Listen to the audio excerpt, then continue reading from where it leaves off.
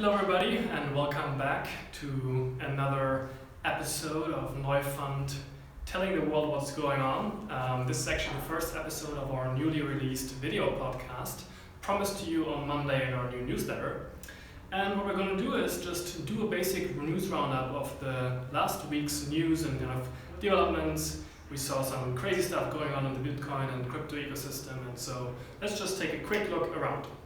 So first off, of course, we had on Monday the Byzantium Hardfork.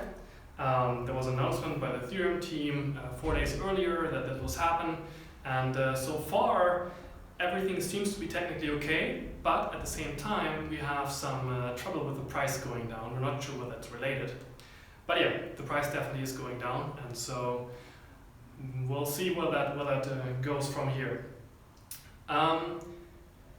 Of course, on the same day that the Hardfork came out, Bitcoin's price also skyrocketed to another all-time high, around 5,800, I believe.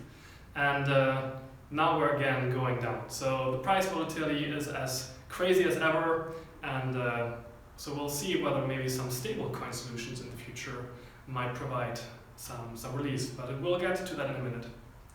The other big announcement, or one announcement out of the kind of governance space, the legal space, is that Lithuania's central bank has published a new ICO guidance. They basically released a statement where they are effectively banning banks and financial institutions from handling or otherwise working with cryptocurrencies.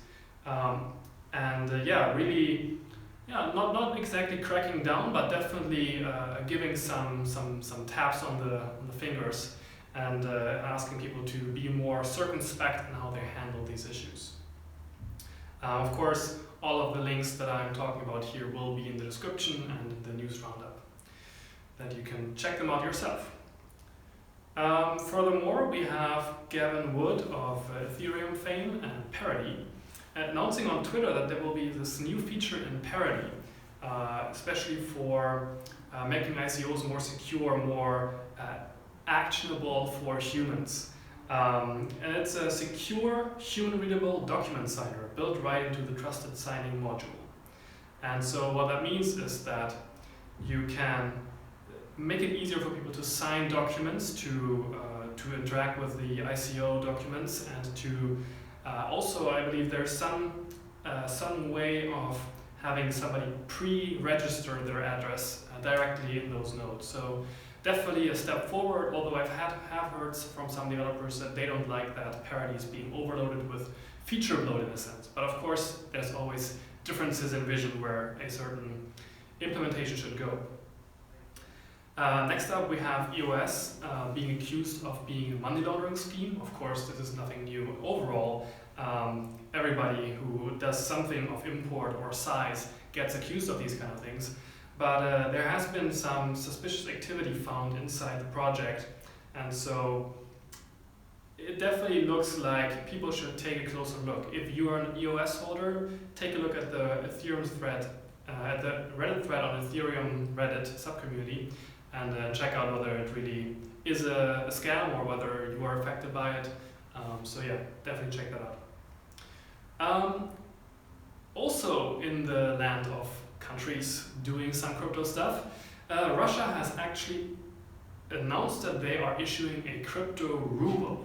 So this is not exactly the first time that a country or governmental authority has said something like this. There has been Singapore as well, and I believe some others as well, but now Russia is following up on their own ICO ban, their own crypto ban, with their own state-owned currency. And I've seen some headlines talking about this development as the rise of authoritarian cryptocurrencies, giving these states another way of controlling their citizens and seeing their financial transactions much more easily.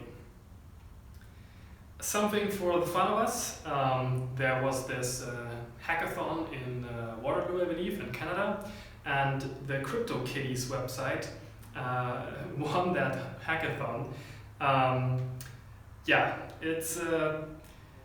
It says it's a blockchain project built in Ethereum where each CryptoKitty has a 256-bit genome and is breedable with other kitties via smart contracts.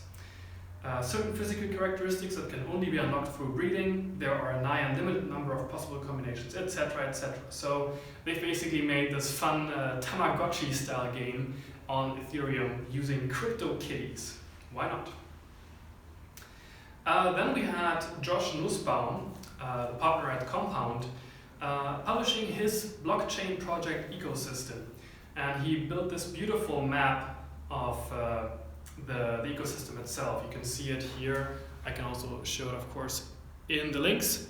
But basically, he charted out a vast network and categorization of different projects in the space and really laying them out next to each other and by category. So definitely thanks for that, Josh, and be sure to read that article. Then, from the world of industry, we have IBM and Stellar announcing that they are launching a blockchain banking solution across multiple countries, including some of the lesser known or some of the lesser countries you would think that they would be involved in crypto. And they're doing this basically as a way to advance their own capabilities and to establish so-called 12 currency corridors that encompass Australia and New Zealand, as well as smaller countries like Fiji and Tonga. It will reportedly process up to 60% of all cross-border payments in the South Pacific's retail foreign exchange corridors by early next year. So this is pretty big, 60% of all cross-border payments in the South Pacific. So keep your eye out for IBM. Although you'd think that these kind of large giants aren't that quick to develop things, they are slowly coming out with more and more stuff, and when they do, they're usually very well thought out, of course, because they have all that much funding. Then a kind of humorous article that is already a bit older, but came up recently again. How many crypto hedge funds can you count? Somebody making fun of the amount of crypto hedge funds cropping up like mushrooms across the world, and having this beautiful image here that assembles all the different funds and their similarities in naming. They usually have crypto or blockchain or capital or coin or token in their name, and it's pretty funny, so it'll be in the description as well. And last but not least, something that affects the US especially, and also the trading volume overall.